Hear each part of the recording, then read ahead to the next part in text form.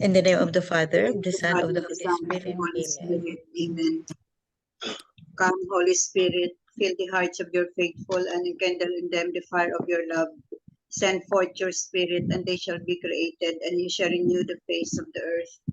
O God, who by the light of the Holy Spirit instructs the hearts of the faithful, grant us with the same Holy Spirit to be truly wise and always to rejoice in his consolation through Christ our Lord. Amen. Amen. Amen. A reading from the Holy Gospel according to Saint Mark. Glory to you, O Lord. While they were eating, he took bread, said the blessing, broke it, gave it to them, and said, "Take it, this is my body." Then he took a cup, gave thanks, and gave it to them, and they all drank from it. He said to them, "This is my blood of the covenant, which will be shed for many. Amen, I say to you, I shall not drink again the fruit of the vine until the day when I drink it new in the kingdom of God." Then, after singing a hymn, they went out to the Mount of Olives. The Gospel of the Lord. Praise to you, Praise Lord. To you, Lord Jesus Lord Christ. Jesus Christ.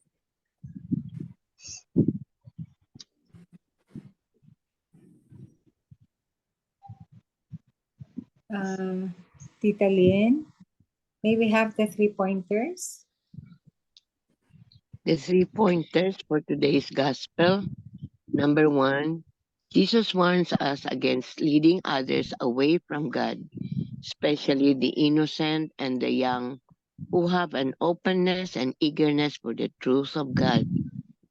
Number 2, are there hindrances, emotional hurts, anger, jealousy, and the like that are causing us to counter witness to the gospel values of Christ?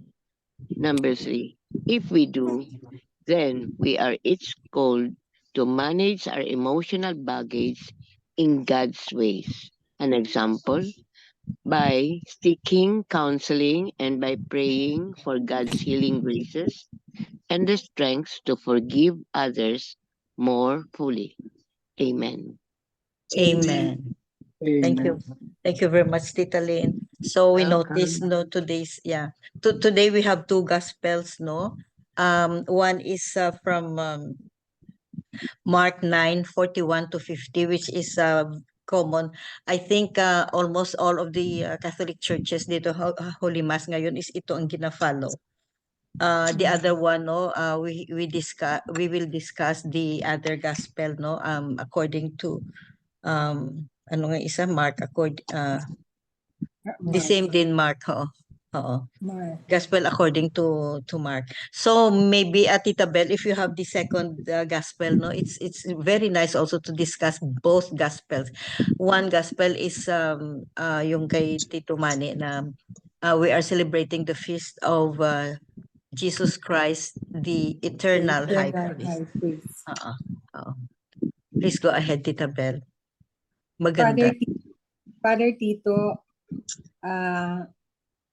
read Mark 14:20 to 25, the Jesus, the eternal high priest. This is actually a new devotion, a new feast, which was instituted only in 1987, and it is usually celebrated the first Thursday after Pentecost. 3 points that were touched by Father Tito. The first is the feast day of Jesus as an eternal high priest reminds us of our priesthood and that we share in the priesthood of Jesus. And the priest is the mediator between God and man. So during baptism or after baptism, we share also in the priesthood of Jesus because we also do the evangelization, the other works of Jesus when he was still on with the disciples. So the priest acts as a priest, as a prophet and king. And Jesus also did that. No? So the second is the priesthood as a sacrament. When the priest is ordained as during his ordination, he is ordained into the priesthood, and the ontological and the metaphysical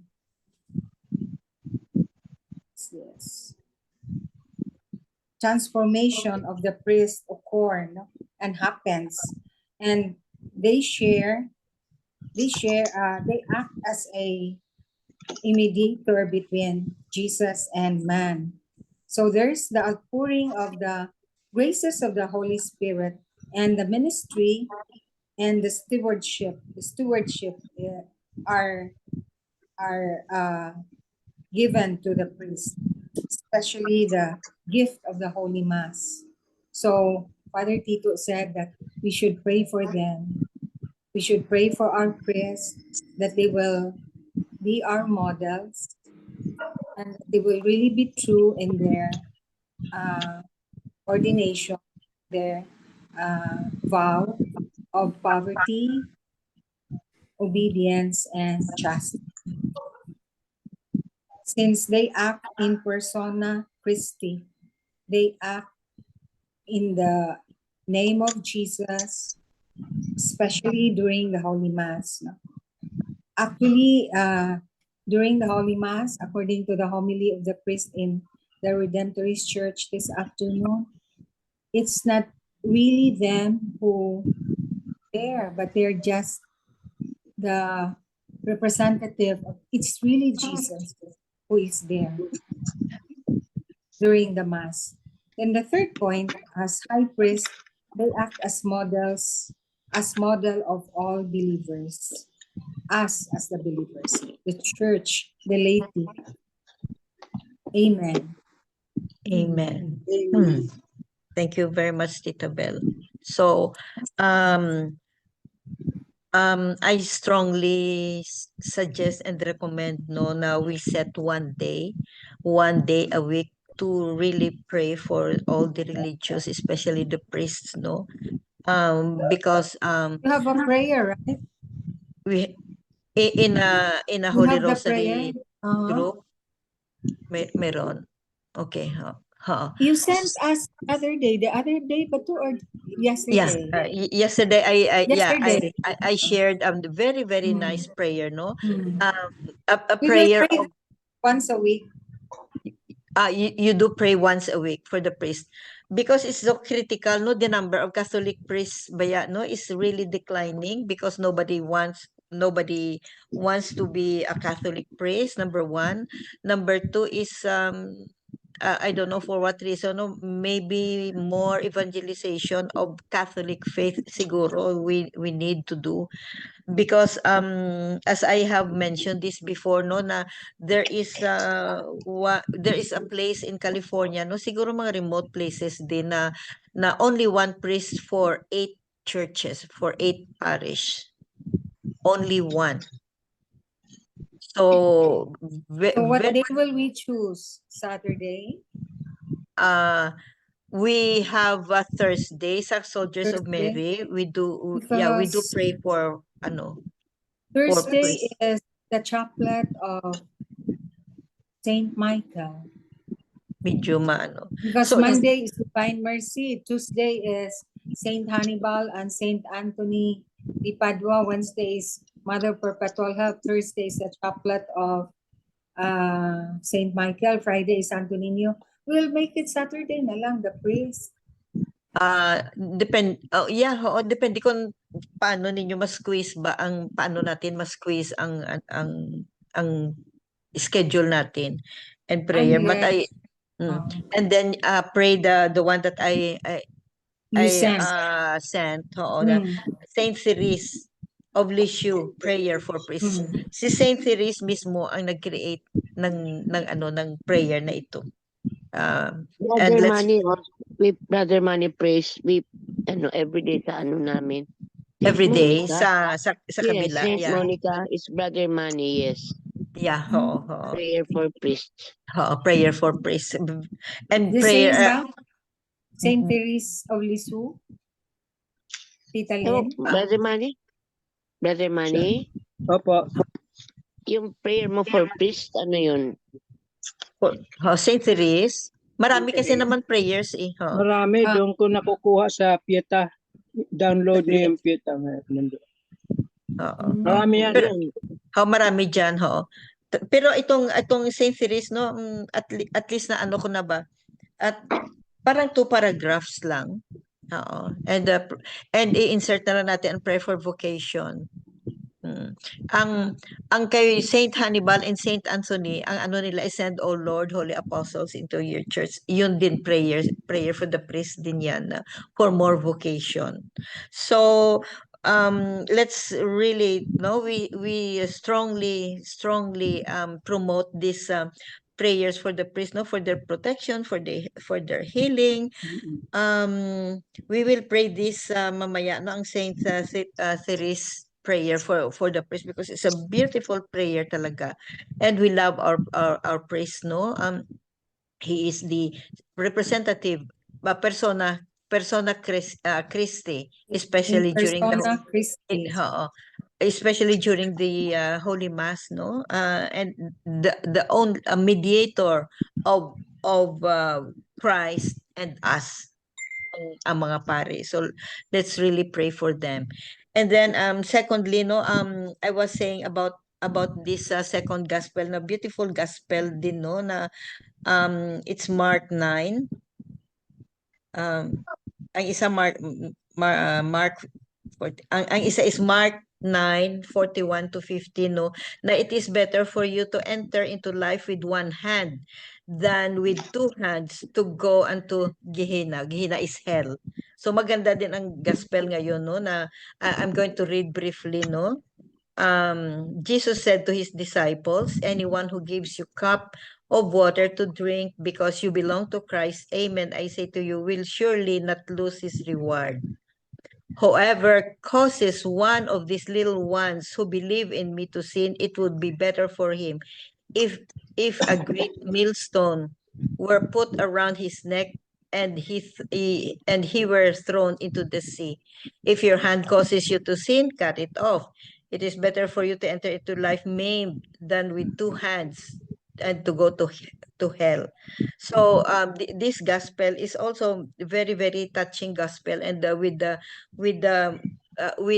lesson that with the lesson that we have to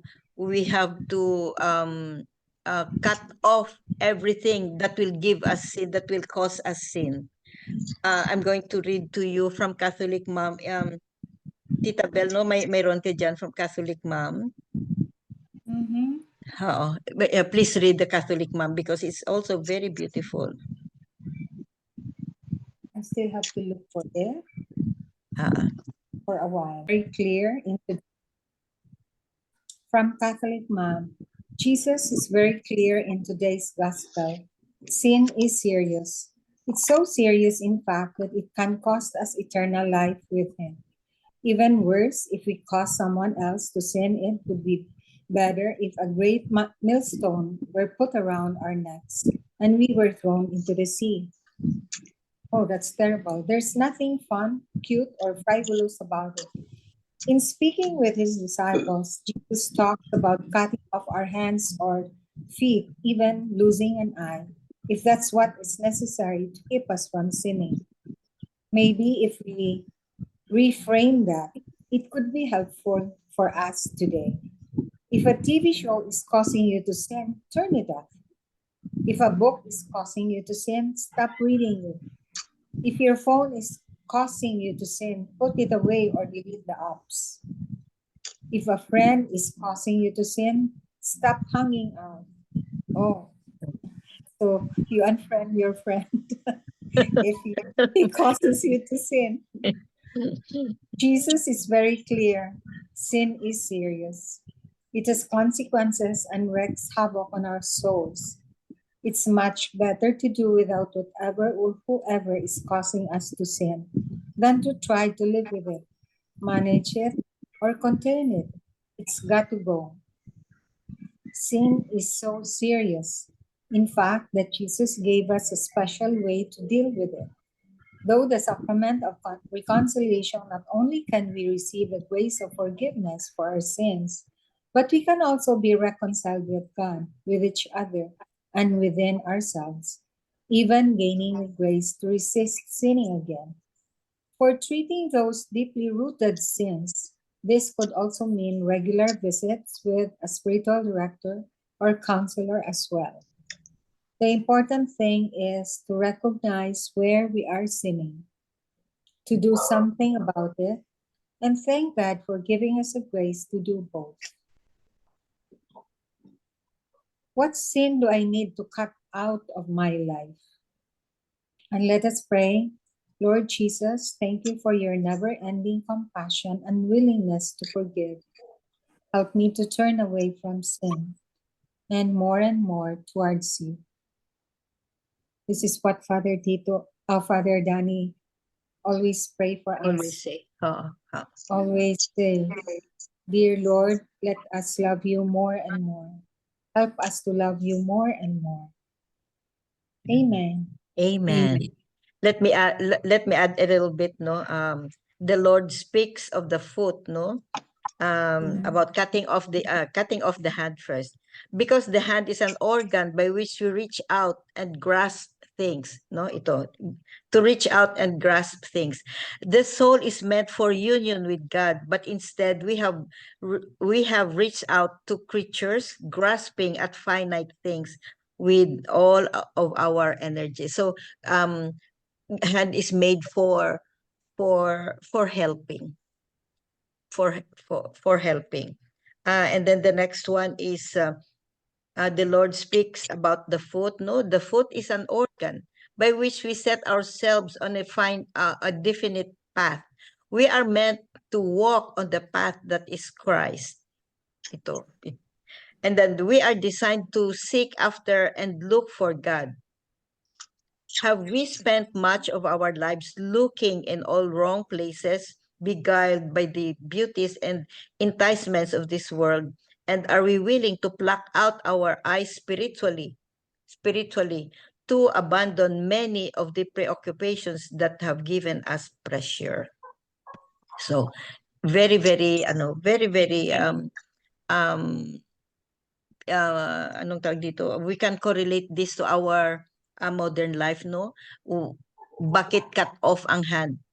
Kung kulang lang naman, a hand is meant to give, to share what we have, and to reach out to other people, to spread the good news, and to spread the good news and for their salvation. The foot, no, we use our feet, to reach out also to other places, no, to other places, to spread the good news. We go places. So we are just so blessed ngayon, no, that we have this modern technology. Now we don't have to use our foot. We just use our hands to reach out to our friends and spread the good news, and also to pluck our eyes, no, spiritual eyes, to pluck it, cut it off. It gives us if it will cause us sin. So ito ngayon, the very beautiful two gospels of the day, very beautiful two gospels. So in other words, we continue to pray for our priests, for their protection, for healing, and all those things that especially temptations, and to make them more holy, to for us, no, and to be a good shepherd for us. And also the other gospel is about the sin no more. In other words, sin no more. Amen. Amen. Yeah. Pwede ba ako mag-add? Yeah, Yes, sure. Because with the gospel today ba, as mentioned, maganda talaga yung Mark sa pangalawa. Meron akong nabasa, I just want to share. So it says it's a reflection for the gospel. It says that we are not merely material beings. We are also spiritual beings. So it reminds me that in our life we have to No, we have physical and the spiritual one. So we have to take care both. This is the reason why nothing can truly satisfy our deepest self but God. It is only God who can make us complete and whole. The gospel today implies that in God's kingdom, it does not matter if we would only be with one hand, one foot, or one eye. What is of value is that we would be able to enter into God's kingdom or into life, because there we would be complete and whole. On the contrary, it is sin that truly makes us blind, maimed, or crippled. Sin makes us incomplete. In today's gospel, Jesus said that it is better to enter into life with one eye, one hand, or one foot than with apparently complete body parts, but in reality, broken because of sin. Hence, whatever causes us to sin must be taken away. In our everyday life, it is indeed good to nourish our physical body. However, we must also attend the needed nourishment for our spiritual well-being and growth. Spiritual maturity comes when we learn to say no to sin or to whatever may blind, maim, or cripple our spiritual life. Thank you. Amen. Thank you. Thank you. Thank you very much. Beautiful, beautiful message, no? Beautiful message of today's gospel. Thank you very much. Tito Mans, do you have something to add? Or kung sino dyan Well, ang- yung gospel today, it's about the gospel today, no? It's about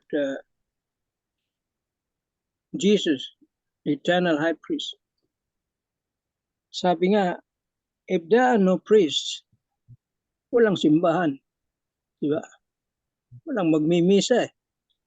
So if there are no priests, there's no church. Walang kailangan ng church. And secondly,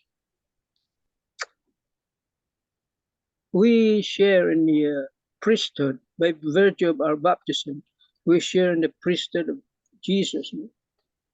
As a priest, sabi niyo nga, as a king and a prophet. We share in that by virtue of our baptism. Now, Jesus was not an ordained priest. See, paano siya naging pare? He was not ordained. Kagaya nga sinabi ni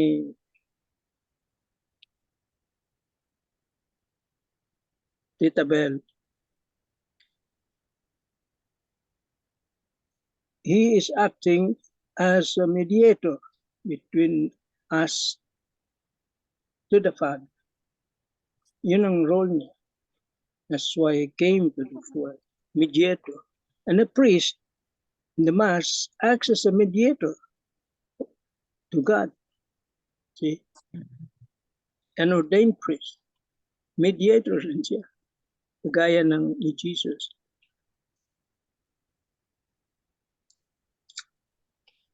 And if there are no priests, walang masses. Wala tayong mapagkukumpisala. Siguro, direct kay God. And in the family, those who are getting married, yung mag-asawa, no? Yung kinakasal.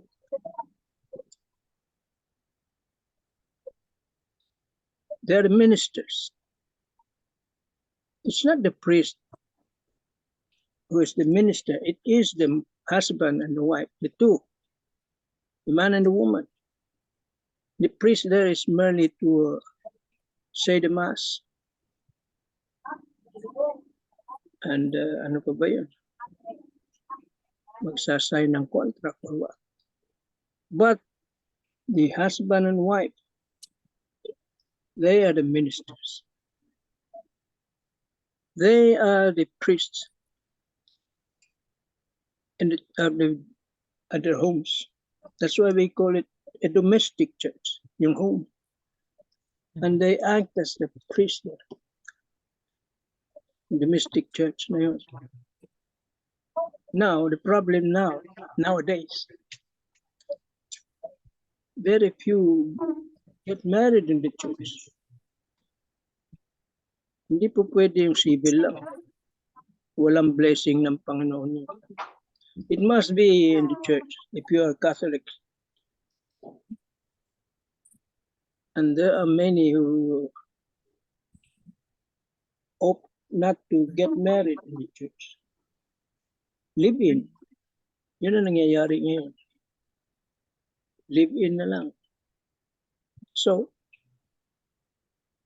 walang domestic church sa kanila. Nasisira yung family.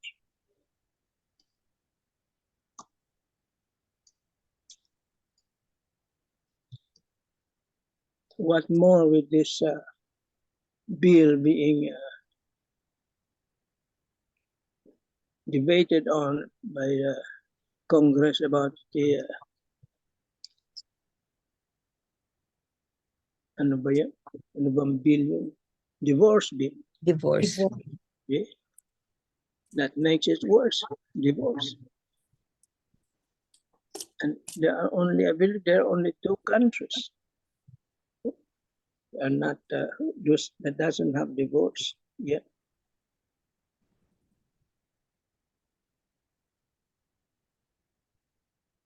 And yet we are 80 or 85% Catholic. And they are pushing it para ma-approve.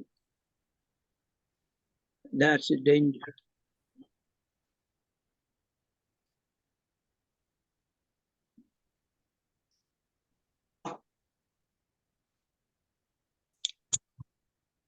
Now the other gospel, it's about the cutting of the hand. Kan lang yun, no? Hindi naman, because if you pluck out the eyes, cut the hands, maraming mabubulag, sabi niya. Puro bulag tayo niya. Maubos lahat. Mauubos lang. Bulag. Putol ang kamay. Putol ang paa. Bida. Ano na lang. So it's about sinning. Okay. Yun lang. Sinning. And we use the senses, our 5 senses. Kaya nga pag nagkaroon ng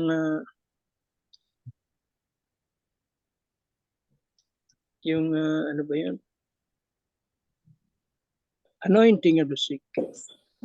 The hands, the feet are anointed. Ears, and all the senses. Kasi yun na nagbibigay ng kasalanan, no? Ginagamit sa pagkakasala.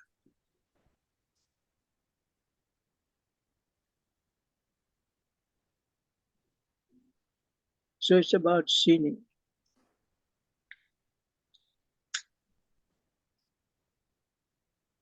Ewan ko kung yung nagawa ko na pag didebate kay Tita Grace ay kasalanan. Siguro kasalanan din. Ewan ko, I'm not sure. Nagtampo eh. Masama ang loob siya. Sorry kung Joke lang yun. madali naman po pag Hindi nandito yan siya. naman po, Tita Manny. Hindi naman yun. Kuhan lang yun. Nasanay kasi ako sa neo-catechumenate kasi. Yeah. Para bang you have to share really. Para maging close kayo sa isa't isa. When you know each other very well, magiging close ang relationship niyo. At saka, if you have any problems, personal problems, matutulungan ka You share. by not only, yes, by prayers. Prayers And especially. siguro actual help already. Financial, kung kailangan mo ng finances, financial. But usually it's prayer.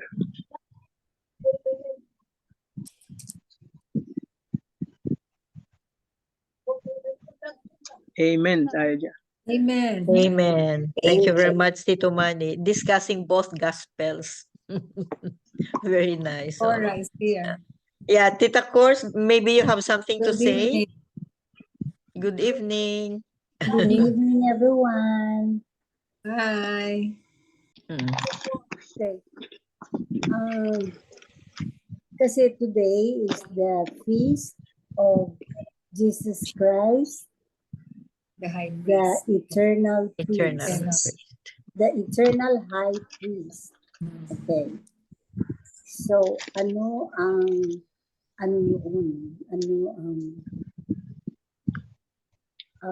significance niyan? Okay. So, hindi mo anong pare, kinumpare niya yung sa Old Testament at saka sa New Testament.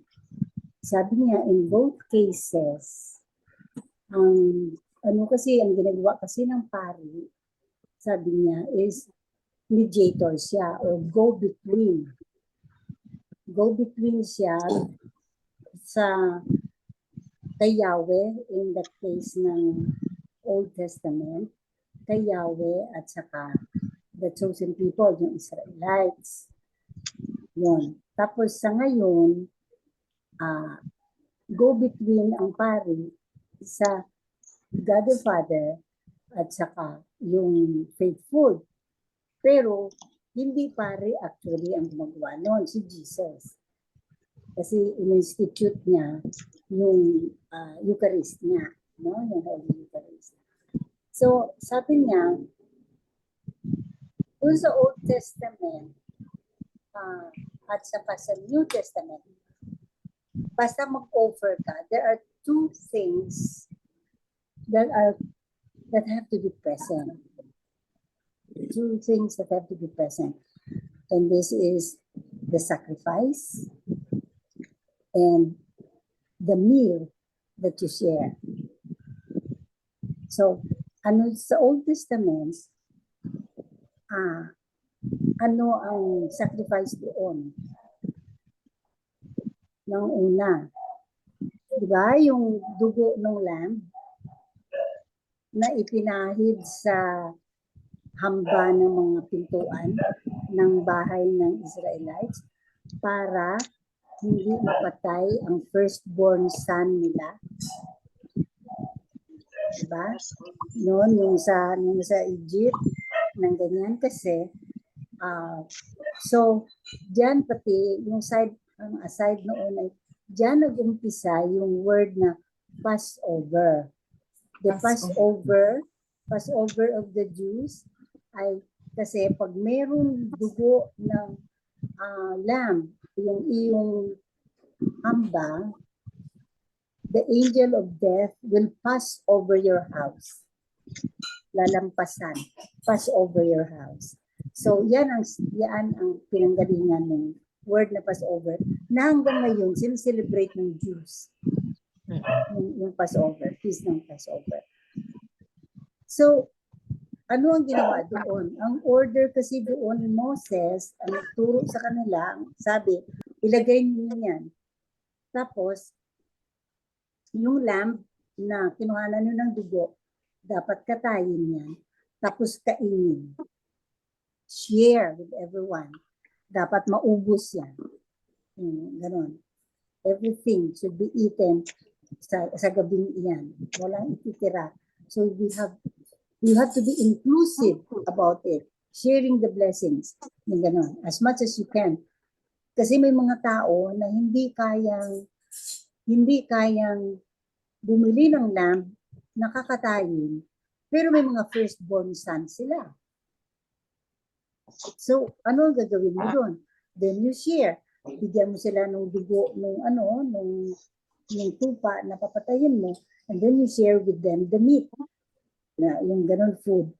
So that's the Old Testament. Yung sa New Testament, si Jesus yon ang gumagawa nun. So, meron tayong sacrifice, which is yung first ever, di ba? Ni-sacrifice niya yung katawan niya talaga, yung life niya. But then, He instituted a bloodless sacrifice in the form of the Holy Eucharist. And nasundan ng Holy Communion. So yung dalawang elements na yun, the sacrifice and the sharing of food ay present. Yung ganun ang ano niya. Those are the things that struck me. Yung nabasa mo sa parehas pala. Talagang totoo yung sinabi ni Jesus na, I am not here to change the laws. Yeah. I am here to validate what are written doon sa laws. Kaya lang, sometimes, ang form ng validation niya ay ginagawa niyang easier for people to comply. Hindi masyadong stringent ang kanyang rules. Kasi, Diyos siya, but at the same time, He is very familiar with human frailty and human limitations. So, ano yung ginagawa niya? Amen. Amen. Amen. Amen. Thank you, of course. Beautiful. Very nice. No? Comparison of the Old Testament and the Old Testament and the New Testament. What is this sacrifice? And now, Ano ang what role are ng the- priest? and ang ano ang role ng ng priest? Oo. Kaya pala natin, yung isa pa pala, I think is very important din, kaya naging high priest si Jesus, yung ating there is only one element kung bakit fitting lang na i-consider si Jesus na high priest in the sense na siya talaga ang ultimate na mediator natin with God the Father. Kasi because of obedience to the word of the Father. Walang ginusto ang God the Father na hindi ginawa ni Jesus. Up to yung Father, not my will, but thine be done. If you will allow this cup to pass. Diba? But not my will, but yours be done. See? So because of that, high priest talaga siya in the sense na talagang malapit siya talaga sa Panginoon. There is nothing that Jesus will ask God the Father for our sake na i-deny sa Kanya. Kasi wala din namang iniutos ang mahal na Diyos, Ama, sa Kanya na hindi niya sinunod. Ang lahat ng iniutos ng God the Father kay Jesus, na inutos sa Kanya ng God the Father, is for the salvation of people, the salvation of us, of the faithful. And so, when we pray to Jesus, asking for something that is good for our soul, hindi siya pwedeng pahindian ng mahal na Diyos. Kasi, yun ang reason kung bakit siya napatay sa cross. Tapos, parang dahil wala siyang hindi sinunod, wala din namang itatanggi sa kanya ang Panginoon. Kaya tingnan mo yung sabi ni Jesus, whatever you ask the Father in my name, He will grant you. In my name. Amen. Amen. Very confident siya magsabi nun. Kasi Thank you. alam niya, hindi siya pwedeng tanggihan. Wow. Thank you, Tita Course. Beautiful. Kasi hindi din siya tumatanggi. So, amen. Amen. Thank you very much. What a beautiful day, no? Beautiful messages, no? And beautiful reflections and insight, no? I thank Tita Bell, everybody, no? Tita Helen, Tita Cors, Miga Belen, Inday Irene, Tito Manny, wala na si Tita Linda, no? To make really this Zoom meeting today, no? We have two gospels, beautiful, two gospels. Beautiful messages. Amen. Amen.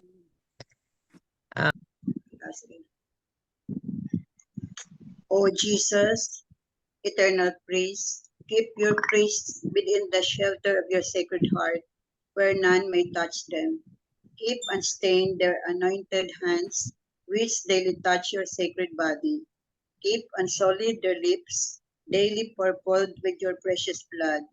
Keep pure and unearthly their hearts, sealed with the sublime mark of the priesthood.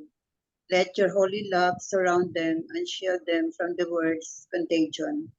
Bless their labors with abundant fruit, and may the souls to whom they minister be their joy and consolation here and in heaven, their beautiful and everlasting crown. Amen. Amen. Amen. And all together, please. Glory be to the Glory be Father, to the to the Father, Son, to the Holy to the Spirit, Holy as it Spirit, was in the as it was beginning, in the beginning, and ever shall be, World world without without end. Amen. Amen. In the name of the Father, of the Father, Son, of the Son, Holy Spirit. Holy Amen. Spirit. Thank you all. Thank you very Marami much. ang Thank you for the prayer for priest sharing. by Thank the you. child Bye. Jesus. Marami yan eh. Yeah. Thank you, Oo. everyone. Mm. Dalawa ata.